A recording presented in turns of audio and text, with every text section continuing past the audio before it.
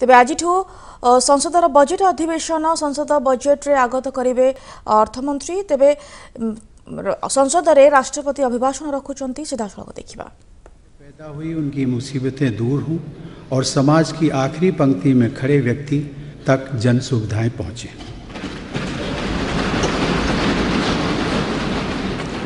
वो गरीब माँ जो लकड़ी के धुएं में खाना बनाती थी, वो बेबस बहन जो पैसे की चिंता में गंभीर बीमारी के बावजूद अपना इलाज टालती थी, वो बेटी जो शौच जाने के लिए सूरज ढलने का इंतज़ार करती थी, वो बच्चा जो बिजली के अभाव में पढ़ाई के लिए सूरज की रोशनी का इंतज़ार करता था, वो किसान जो ओले से फसल बर्बाद होते देखकर कर्ज चुकाने की चिंता में घिर जाता था, वो युवा जो कर्ज न मिल पाने के कारण अपना रोजगार शुरू नहीं कर पाता था।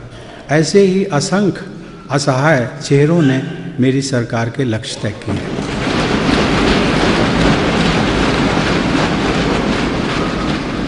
और इसी सोच ने मेरी सरकार की योजनाओं को आधार दिया।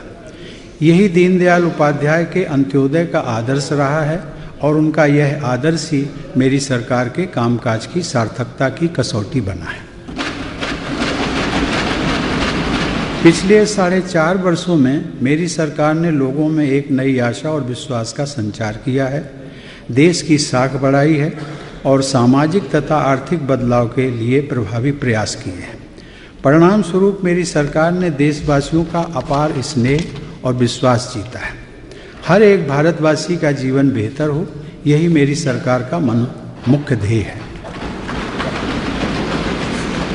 माननीय सदस्यगण, समग्र और आधुनिक विकास के लिए अनिवार्य है कि हमारे देश का एक भी भाई बहन या एक भी परिवार बुनियादी ज़रूरतों से वंचित ना रहे। आम नागरिक का दर्द समझने वाली मेरी सरकार ने मूलभूत सुविधाओं को प्राथमिकता दी, लोगों के स्वास्थ्य की चिंता की और सरकारी योजनाओं को नया स्वरूप देकर अभूतपूर्व गति से काम किया। प्रभु बसवन्ना ने सबके प्रति संवेदनशीलता के इसी भाव को व्यक्त करते हुए कहा था, दैवे धर्मद मूलवैया, अर्थात करुणा ही सभी आस्थाओं का आधार है। सभी प्राणियों के लिए प्रत्येक व्यक्ति के हृदय में प्रेम और करुणा का भाव होना ही चाहिए। शौचालय की सुविधा का न होना करोड़ों देशवासियों, विशेषकर हमारी बहु बेटियों को गरिमाहीन और अस्वस्थ जीवन जीने के लिए मजबूर करता था। स्वच्छ भारत अभियान के तहत 9 करोड़ से ज़्यादा शौचालयों का निर्माण हुआ है। इस जन आंदोलन के कारण आज ग्रामीण स्वच्छता का दायरा बढ़कर 98% हो गया है, जो कि वर्ष 2014 में 40% से भी कम था। एक आकलन के अनुसार इन शौचालयों के बनने से गरीबों की अनेक बीमारियों से सुरक्षा हो पा रही है और 3 लाख से ज़्यादा गरीब देशवासियों के जीवन की रक्षा संभव हुई है। महात्मा गांधी की 150वीं जयंती के इस वर्ष में हमें याद रखना है कि हमने पूज्य बापू की स्मृति में इस वर्ष 2 अक्टूबर तक देश को संपूर्ण स्वच्छ बनाने का संकल्प लिया है। माननीय सदस्यगण, हमारी बहुत सी माताएं, बहनें और बेटियां चूल्हे के धुएं के कारण बीमार रहती थी। पूरे परिवार का स्वास्थ्य प्रभावित होता था और उनका अधिकांश परिश्रम और समय ईंधन जुटाने में लग जाता था। ऐसी बहनों बेटियों के लिए मेरी सरकार ने उज्ज्वला योजना के तहत अब तक 6 करोड़ से ज़्यादा गैस कनेक्शन दिए। दशकों के प्रयास के बाद भी वर्ष 2014 तक हमारे देश में केवल 12 करोड़ गैस कनेक्शन थे। बीते केवल 4.5 वर्षों में मेरी सरकार ने कुल 13 करोड़ परिवारों को गैस कनेक्शन से जोड़ा। हमें इस बात से भली भांति परिचित हैं कि बीमारी के इलाज का खर्च किसी गरीब परिवार को और भी गरीब बनाता है। इस पीड़ा को समझने वाली मेरी सरकार ने पिछले वर्ष आयुष्मान भारत योजना शुरू की। विश्व की सबसे बड़ी स्वास्थ्य योजना प्रधानमंत्री जन आरोग्य अभियान के तहत देश के 50 करोड़ गरीबों के लिए गंभीर बीमारी की स्थिति में हर परिवार पर प्रतिवर्ष 5 लाख रुपए तक के इलाज खर्च की व्यवस्था की गई। सिर्फ 4 महीने में ही इस योजना के तहत 10 लाख से ज़्यादा गरीब अस्पताल में अपना इलाज करवा चुके हैं। मेरी सरकार का यह भी प्रयास रहा है कि गरीब और मध्यम वर्ग के परिवारों पर इलाज के खर्च का बोझ कम से कम पड़े। प्रधानमंत्री भारतीय जन औषधि परियोजना के तहत देश भर में अब तक 600 से ज़्यादा जिलों में 4,900 जन औषधि केंद्र खोले जा चुके हैं। इन केंद्रों में 700 से ज़्यादा दवाइयाँ बहुत कम कीमत पर उपलब्ध कराई जा रही हैं। इसी तरह दिल की बीमारी में इस्तेमाल होने वाले स्टेंट की कीमत कम किए जाने से गरीब और मध्यम वर्ग के लोगों को औसतन लगभग 4,600 करोड़ रुपए सालाना की बचत हो रही है। घुटने के ट्रांसप्लांट की कीमत कम किए जाने से लोगों को सालाना लगभग 1,500 करोड़ रुपए की बचत हो रही है। मेरी सरकार ने किडनी की बीमारी से परेशान भाइयों और बहनों के लिए डायलिसिस की निःशुल्क सेवा उपलब्ध कराई है। इससे डायलिसिस के हर सेशन में लोगों को 2,000 रुपये से अधिक की बचत हो रही है। इसके साथ ही सिर्फ 1 रुपया महीना के प्रीमियम पर प्रधानमंत्री सुरक्षा बीमा योजना और 90 पैसे प्रतिदिन के प्रीमियम पर प्रधानमंत्री जीवन ज्योति बीमा योजना के रूप में लगभग 21 करोड़ गरीब भाई बहनों को बीमा सुरक्षा कवच प्रदान किया गया है। किसी अनहोनी के समय प्रत्येक योजना के तहत 2 लाख रुपए की सहायता का प्रावधान किया गया है। अब तक इस योजना के माध्यम से 3,100 करोड़ रुपए से अधिक की राशि उपलब्ध कराकर मेरी सरकार ने देशवासियों का उनके संकट के समय में साथ दिया है।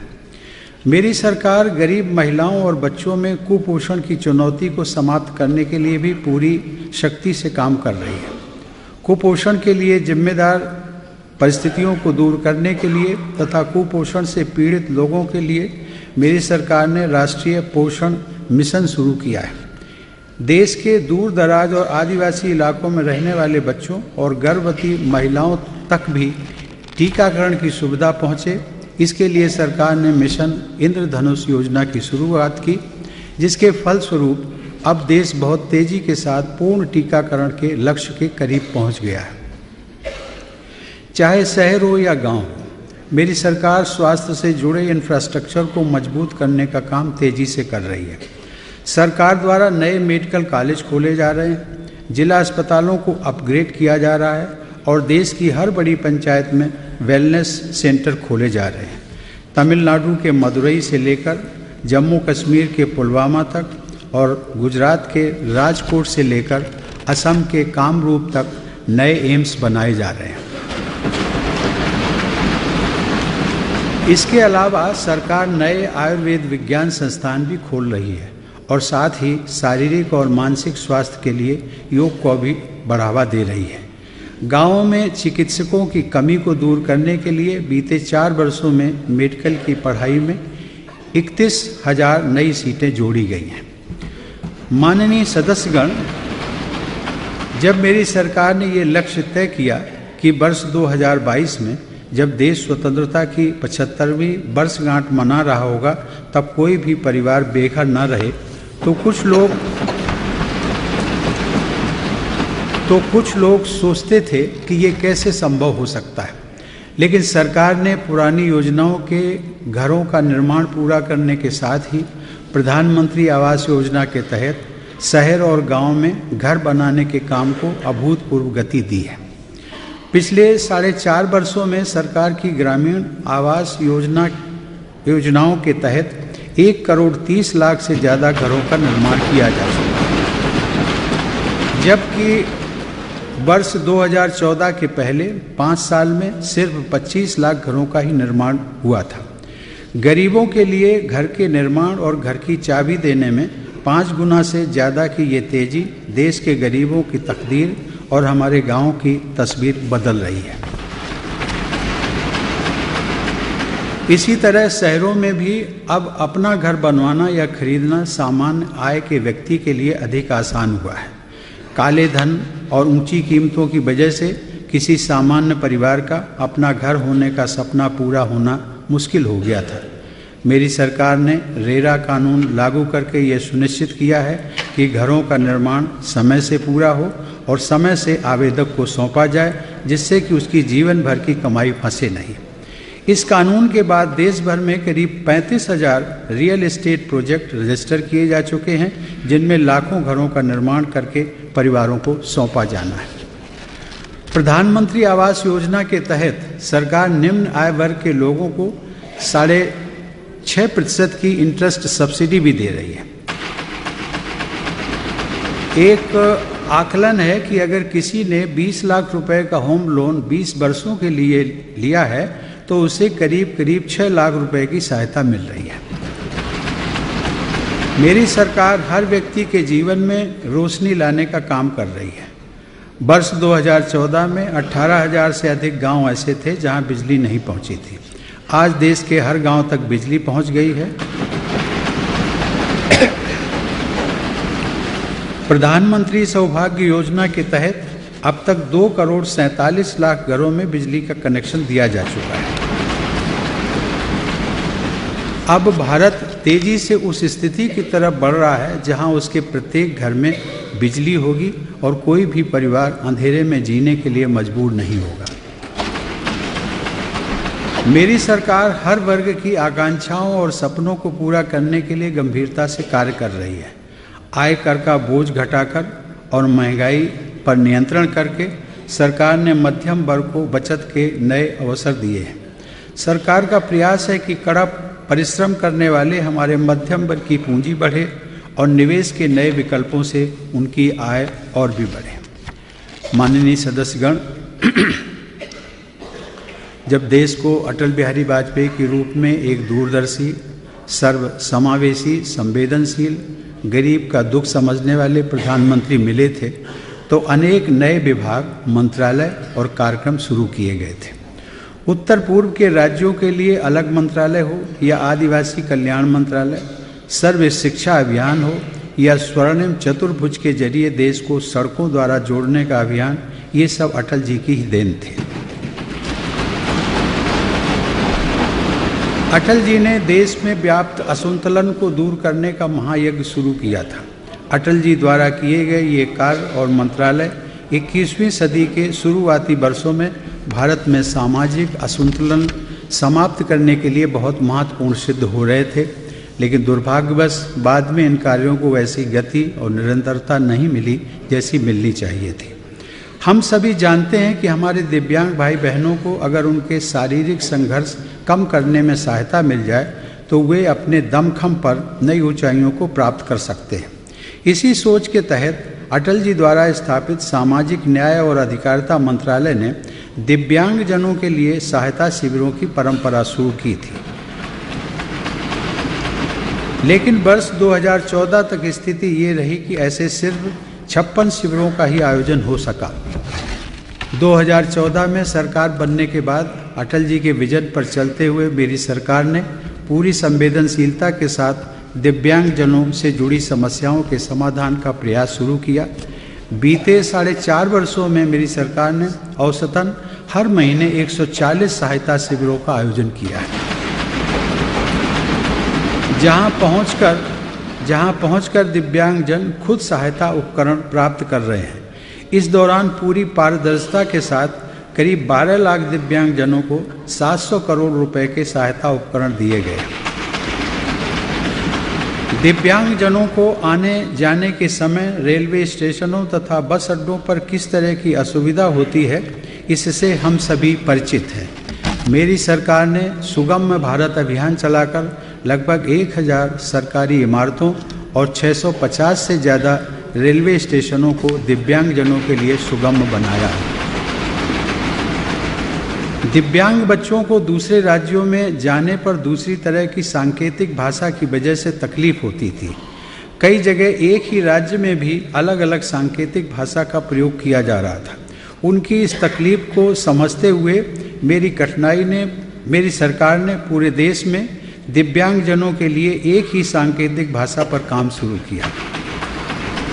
दिल्ली में स्थापित Indian sign language research and training centre द्वारा दिव्यांग जनों के लिए 3000 शब्दों की डिक्शनरी प्रकाशित की जा चुकी है और 3000 नए शब्दों की डिक्शनरी पर काम किया जा रहा है।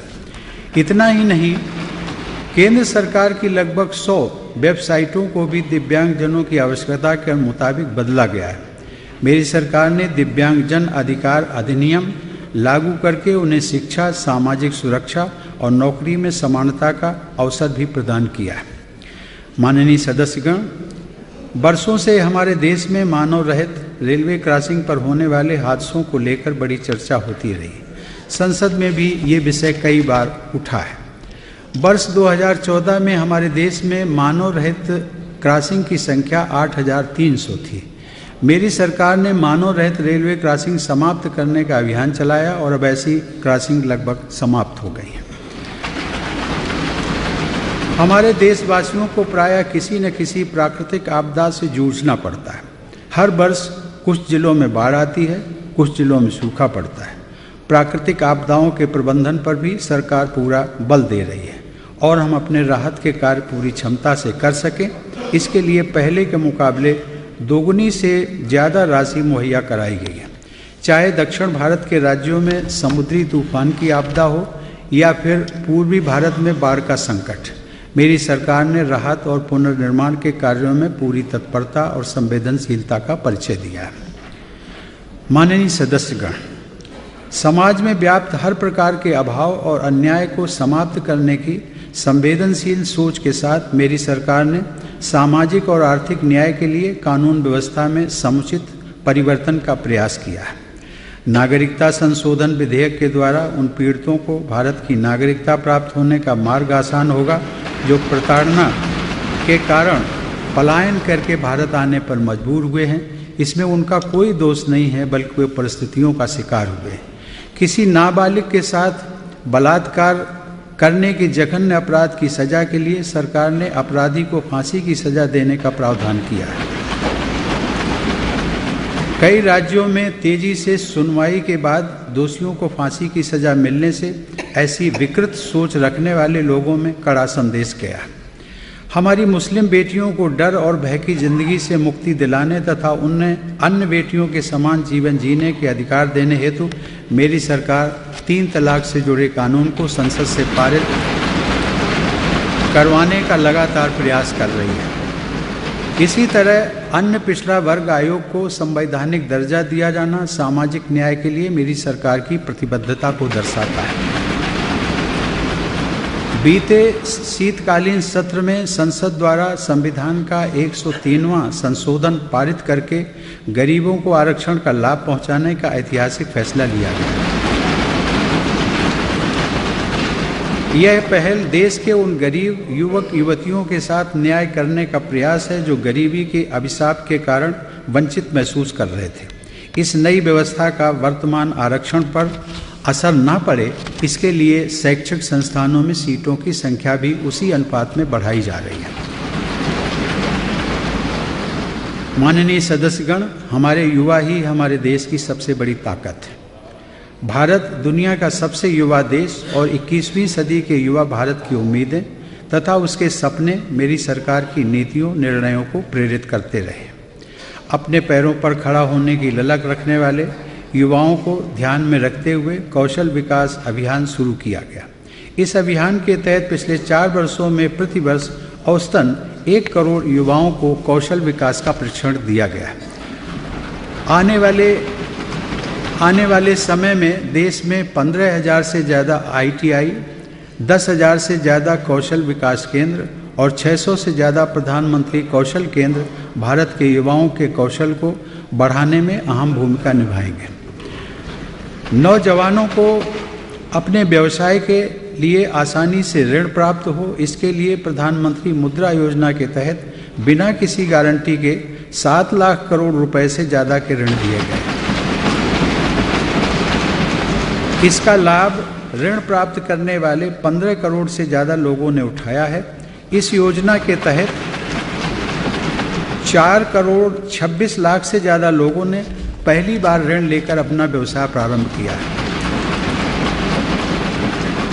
मेरी सरकार ने स्टार्टअप इंडिया तथा स्टैंड अप इंडिया के माध्यम से नौजवानों को स्वावलंबी बनाने की दिशा में आर्थिक सहायता प्रदान की है, जिसके फलस्वरूप आज भारत का नाम स्टार्टअप की दुनिया में अग्रिम पंक्ति के देशों में लिया जा रहा है।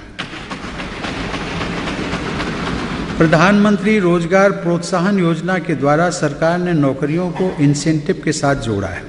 इस योजना के तहत किसी नौजवान को नई नौकरी मिलने पर जो ईपीएस और ईपीएफ का 12% एम्प्लॉयर की तरफ से दिया जाना होता है, वो पहले 3 वर्ष तक सरकार द्वारा दिया जा रहा है। इस योजना का लाभ देश के 1 करोड़ से ज़्यादा युवाओं को मिल चुका है। माननीय सदस्यगण, हर माता पिता का सपना होता है कि उनके बेटे अच्छी तरह पढ़ लिख कर जीवन में आगे बढ़ें। उच्च स्तरीय प्रोफेशनल एजुकेशन के अवसरों को बढ़ाने के लिए सरकार नए शिक्षण संस्थानों की स्थापना कर रही है और 7 IIT, 7 IIM, 14 triple IIT, 1 NIT और 4 एनआईटी की स्थापना की जा रही है। देश में अनुसंधान को प्रोत्साहन देने के लिए सरकार द्वारा दी जा रही स्कॉलरशिप और फेलोशिप की राशि में 25% से अधिक की वृद्धि का निर्णय लिया गया। इसके अलावा 103 केंद्रीय विद्यालय, हर आदिवासी बाहुल तालुके में एकलव्य मॉडल आवासीय विद्यालय और 62 नए नवोदय विद्यालय बनाने की दिशा में कदम उठाकर शिक्षा व्यवस्था को और अधिक मजबूत आधार देने का काम किया जा रहा है। शिक्षा के स्तर को सुधारने के लिए सरकार द्वारा कई दिशाओं में अनेक प्रयास किए जा रहे हैं। राष्ट्र के भविष्य को मजबूत बनाने के लिए बहुत आवश्यक है कि जो बच्चे अभी विद्यालयों में हैं, उन्हें अपने विचारों की उड़ान को सच्चाई में बदलने का पूरा अवसर मिले। आइडियाज से इनोवेशन की इसी सोच के साथ सरकार 5000 से अधिक अटल टिंकरिंग लैब्स की स्थापना के लिए तत्पर है। बदलते समय और बदलती टेक्नोलॉजी के साथ रोजगार और व्यवसाय के तरीके बदल रहे हैं। हमारे देश का युवा इसके लिए तैयार हो सके, इस दिशा में मेरी सरकार द्वारा निरंतर प्रयास किया जा रहा है। युवा केंद्रित खेलो इंडिया अभियान के तहत मेरी सरकार देश के कोने कोने से प्रतिभावान खिलाड़ियों की पहचान कर उन्हें आगे बढ़ाने का प्रयास कर रही है। सबसे महत्वपूर्ण यह है कि इसके चयन में पारदर्शिता है, जिससे खिलाड़ियों का मनोबल बढ़ा है। इसका परिणाम हमें राष्ट्रीय और अंतर्राष्ट्रीय स्तर पर मिल रहे पदकों के रूप में दिखाई देता है। माननीय सदस्यगण, आज भारत की बेटियां हर क्षेत्र में प्रभावशाली योगदान दे रही हैं और देश का नाम रोशन कर रही हैं। आज़ादी के बाद ऐसा पहली बार हुआ है जब किसी सरकार की नीतियों और योजनाओं से महिलाओं को उद्यमिता के इतने नए अवसर मिले हैं। उनका व्यापक स्तर पर आर्थिक समावेश और सशक्तिकरण हुआ है। प्रधानमंत्री मुद्रा योजना का सबसे अधिक लाभ महिलाओं को ही मिला है। अब तक देश भर में दिए गए 15 करोड़ मुद्रा लोन में से 73% लोन महिला उद्यमियों ने प्राप्त किए। दीनदयाल अंत्योदय योजना के तहत लगभग 6 करोड़ महिलाएं स्वयं सहायता समूहों से जुड़ी हैं। ऐसी महिला स्वयं सहायता समूहों को मेरी सरकार द्वारा 75,000 करोड़ रुपए से अधिक का ऋण उपलब्ध कराया गया है। यह राशि वर्ष 2014 के पहले के 4 वर्षों में दिए गए ऋण से 2.5 गुना ज़्यादा है। देश के छोटे और मझोले उद्योगों में महिला उद्यमियों की भागीदारी सुनिश्चित हो, इसके लिए अब बड़ी सरकारी कंपनियों के लिए ये अनिवार्य किया गया है कि वे कम से कम 3% खरीदारी महिला उद्यमियों के प्रतिष्ठानों से ही करें। मेरी सरकार अलग अलग क्षेत्रों में महिला होने की वजह से उनके साथ होने वाली गैर बराबरी को दूर करने का प्रयास कर रही है। पिछले वर्ष ही ये फैसला लिया गया था कि सशस्त्र सेना में शॉर्ट सर्विस कमीशन के माध्यम से नियुक्त महिला अधिकारियों को पुरुष समकक्ष अधिकारियों की तरह ही एक पारदर्शी चयन प्रक्रिया के माध्यम से स्थायी कमीशन दिया जाएगा। आज़ादी के इतने वर्ष बाद भी महिलाएं अंडरग्राउंड माइनिंग के क्षेत्र में नौकरियों के अधिकार से वंचित थी। मेरी सरकार ने निर्णय लिया है कि इस क्षेत्र में भी महिलाओं को नौकरी के समान अवसर दिए जाएंगे। इसके साथ ही कामकाजी महिलाओं को अपने नवजात शिशुओं के अच्छी तरह लालन पालन का पर्याप्त समय मिल सके, इसके लिए मैटरनिटी लीव को 12 सप्ताह से बढ़ाकर 26 सप्ताह कर दिया गया। चाहे चिलचिलाती धूप हो, मूसलाधार बारिश हो, बर्फबारी हो या कोई और चुनौती हो, हमारे देश के मेहनती किसानों ने दिन रात एक करके खाद्यान्नों का रिकॉर्ड उत्पादन किया है। डेयरी उत्पादों और मछली पालन तथा अन्य क्षेत्रों में इजाफा किया है। आप में से बहुत से सदस्यों ने गांव के जीवन और किसानों के संघर्ष को बहुत करीब से देखा है। हमारे किसान भाई हमारी अर्थव्यवस्था का आधार तो हैं ही, वे हमारे देश की परंपराओं के भी संरक्षक हैं। मैं पूरे सदन की ओर से भारत के अन्नदाता किसानों का अभिनंदन करता हूँ। मेरी सरकार देश के किसानों की आय को दुगना करने के लिए दिन रात प्रयत्नशील है। किसानों की हर ज़रूरत को समझते हुए उनकी समस्याओं के स्थायी समाधान के लिए सरकार प्रयासरत है। कृषि उपकरण और बीज खरीदने से लेकर बाजार में कृषि उत्पाद पहुंचाने और बेचने तक की पूरी प्रक्रिया में किसानों को अधिक सुविधा और सहायता मिले, ये सरकार की प्राथमिकता है। खेती पर होने वाला खर्च कम करने, किसानों को फसल की उचित कीमत दिलाने, नए बाजार मुहैया कराने तथा कृषि क्षेत्र में आय के नए साधन जोड़ने के लिए नई सोच के साथ काम किया जा रहा है। मेरी सरकार ने 22 फसलों के न्यूनतम समर्थन मूल्य यानी MSP को फसल की लागत का 1.5 गुना से अधिक करने का ऐतिहासिक फैसला लिया है। इसके साथ ही किसानों को अच्छी गुणवत्ता के बीजों की उपलब्धता सुनिश्चित की गई है। वैज्ञानिक तरीकों से खेती में मदद मिले, इसके लिए देश भर में कृषि विज्ञान केंद्रों की संख्या बढ़ाई जा रही है। मिट्टी की सेहत के बारे में किसानों को जानकारी देने के लिए 17 करोड़ से ज़्यादा शायल हेल्थ कार्ड बांटे गए हैं। खाद की उपलब्धता सुनिश्चित करने तथा यूरिया के दुरुपयोग को रोकने के लिए यूरिया की 100% नीम कोटिंग भी की गई है। सिंचाई के लिए पानी की व्यवस्था बेहतर बनाने के लिए मेरी सरकार पहले की 99 अधूरी परियोजनाओं को पूरा कर रही है। इनमें से 71 परियोजनाएं अगले कुछ महीनों में पूरी होने जा रही हैं। जल की प्रत्येक बूंद का समुचित उपयोग हो, इसके लिए सरकार माइक्रो इरिगेशन को बढ़ावा दे रही है। फसल खराब होने की स्थिति में किसानों पर आने वाले संकट में सहायता के लिए प्रधानमंत्री फसल बीमा योजना के तहत कम प्रीमियम पर फसलों का बीमा किया जा रहा है। किसानों को फसल बेचने में आसानी हो, इसके लिए देश की 1500 से ज़्यादा कृषि मंडियों को ऑनलाइन जोड़ने का अभियान चलाया गया। फसलें बाजार तक पहुंचने में खराब ना हो, उनका सही भंडारण हो सके, इसके लिए देश भर में जगह जगह नए कोल्ड स्टोरेज बनाने का काम तेज़ी से चल रहा है। फसल के बाद खेतों से निकलने वाले अवशेष से भी किसानों की कमाई हो सके, इसके लिए वेस्ट टू वेल्थ अभियान चलाया जा रहा है। मेरी सरकार ब्लू रेवोल्यूशन स्कीम के द्वारा मछुआरों को गहरे समुद्र में जाकर मछली पकड़ने का प्रशिक्षण देने के साथ आधुनिक फिशिंग ट्रॉलर्स उपलब्ध करा रही है।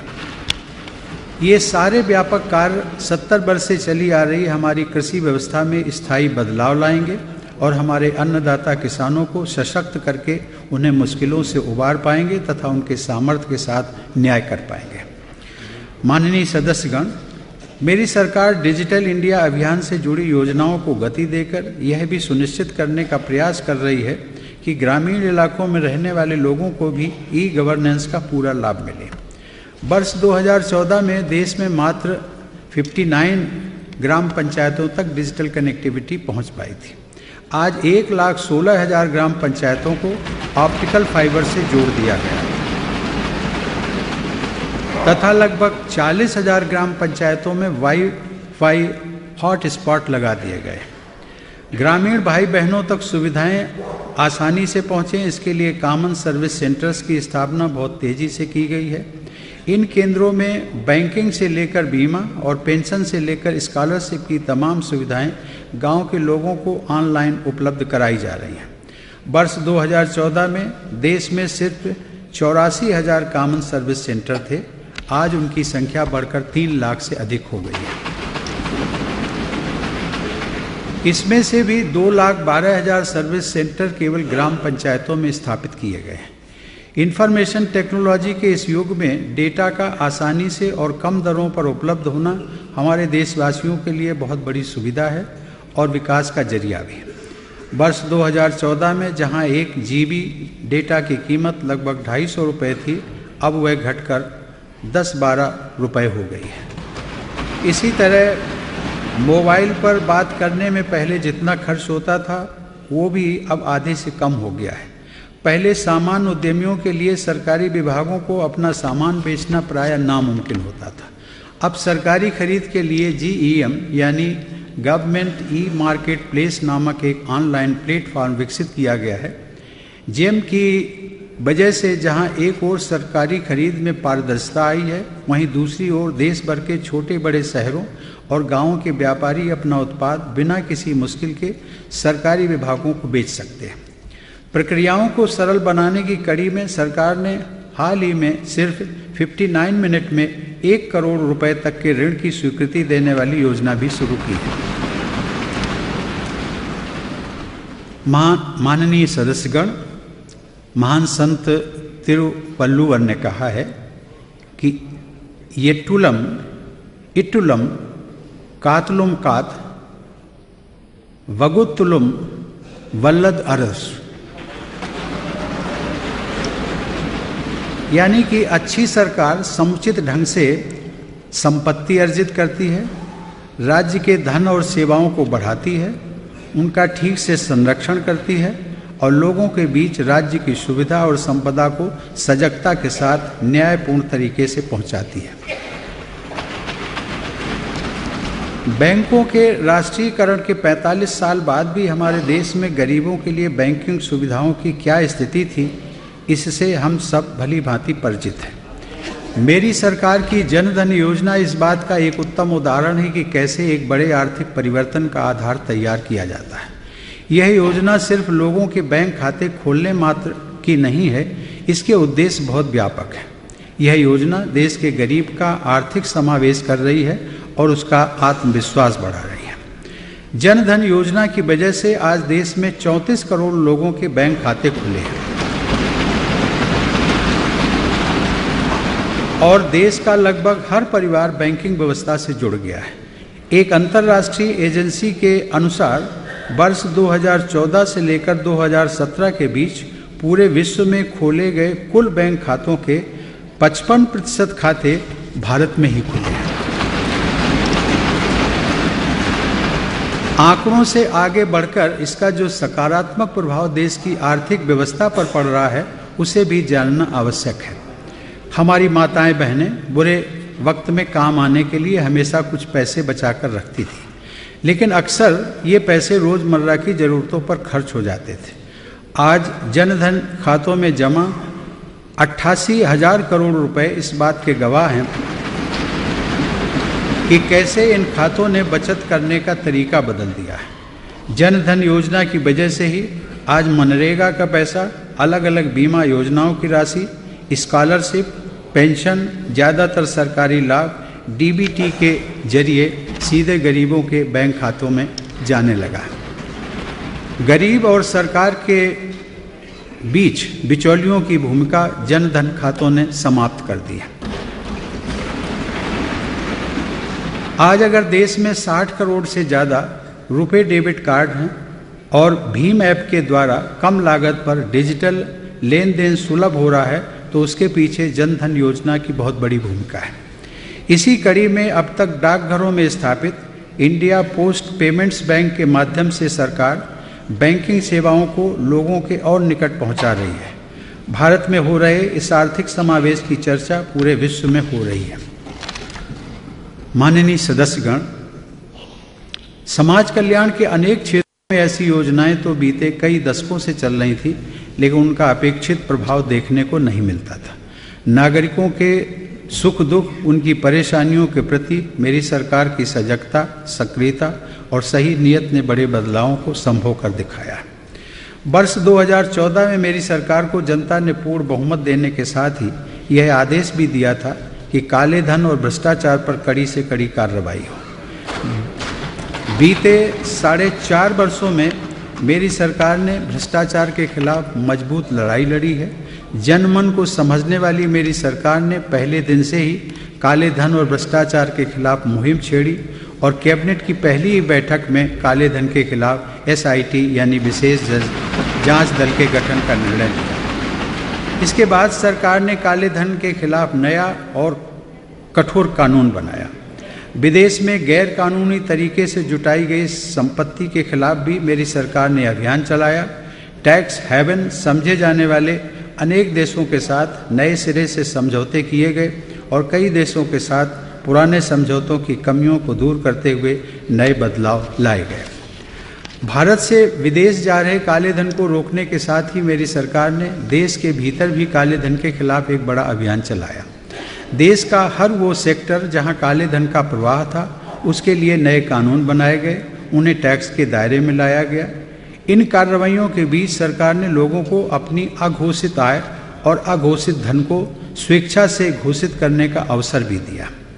काले धन और भ्रष्टाचार के खिलाफ सरकार द्वारा चलाए जा रहे अभियान में नोटबंदी का फैसला एक महत्वपूर्ण कदम था। इस फैसले ने काले धन की समानांतर अर्थव्यवस्था पर प्रहार किया और वह धन जो व्यवस्था से बाहर था उसे देश की अर्थव्यवस्था से जोड़ा गया। सरकार के इस कदम ने देश को अस्थिर करने वाली ताकतों और काले धन के प्रवाह में मदद करने वाली व्यवस्थाओं की कमर तोड़ दी। काले धन के प्रवाह के लिए जिम्मेदार 3,38,000 संदिग्ध शेल कंपनियों का रजिस्ट्रेशन सरकार द्वारा खत्म किया जा चुका है। इन कंपनियों के निदेशकों को दोबारा चुने जाने पर भी पाबंदी लगा दी गई। वहीं बेनामी संपत्ति कानून, prevention of money laundering act और आर्थिक अपराध करके भागने वालों के खिलाफ बने कानून के तहत 50,000 करोड़ रुपए से ज़्यादा की संपत्ति जब्त करने की कार्रवाई हो रही है। ये मेरी सरकार की नीतियों का ही प्रभाव है कि आज रियल एस्टेट सेक्टर में काले धन के उपयोग में भारी कमी आई है, जिसकी वजह से घरों की कीमतें कम हुई हैं और एक साधारण मध्यम वर्गीय परिवार का अपना घर होने का सपना सच हो रहा है। माननीय सदस्यगण, मुझे इस बात की खुशी है कि मेरी सरकार की नीतियों से सरकार पर लोगों का विश्वास बढ़ा है और इनकम टैक्स देने वालों की संख्या में भारी वृद्धि हुई है। वर्ष 2014 से पहले जहां 3.8 करोड़ लोगों ने अपना रिटर्न फाइल किया था, वहीं अब 6.8 करोड़ से ज़्यादा लोग आयकर रिटर्न फाइल करने के लिए आगे आए। आज करदाता को यह विश्वास है कि उसका एक एक पैसा राष्ट्र निर्माण में ईमानदारी के साथ खर्च किया जा रहा है। मेरी सरकार मानती है कि भ्रष्टाचार और काला धन देश के ईमानदार करदाता के प्रति बहुत बड़ा अन्याय है। भ्रष्टाचार सदैव किसी गरीब या मध्यम वर्गीय व्यक्ति का अधिकार छीनता है। इस स्थिति में सुधार के लिए सरकार ने आधुनिक टेक्नोलॉजी के इस्तेमाल पर बल दिया है। डायरेक्ट बेनिफिट ट्रांसफ़र का विस्तार करने से पिछले 4.5 वर्ष में 6,05,000 करोड़ रुपए से ज़्यादा की राशि लाभार्थियों तक पहुंची है। इस वजह से अब लगभग 1,10,000 करोड़ रुपए गलत हाथों में जाने से बच रहे हैं। सरकार ने लगभग 8 करोड़ ऐसे नामों को भी लाभार्थियों की सूची से हटाया है जो वास्तव में थे ही नहीं और बहुत से बिचौलिए फर्जी नाम से जनता के धन को